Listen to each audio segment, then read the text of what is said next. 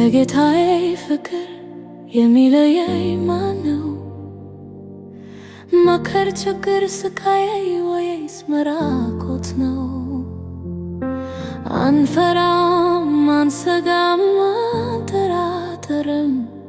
እግዚአብሔር ከኛ ጋር ይኖራል ለዘላለም። ከጌታዬ ፍቅር የሚለየኝ ማነው? እጅግ የታረቀ ቸርነቱ በልቤ ውስጥ ነው። ከጌታዬ ፍቅር የሚገፋኝ ማነው? በእርሱ እጅ ውስጥ ሕይወቴ ደስታ ነው።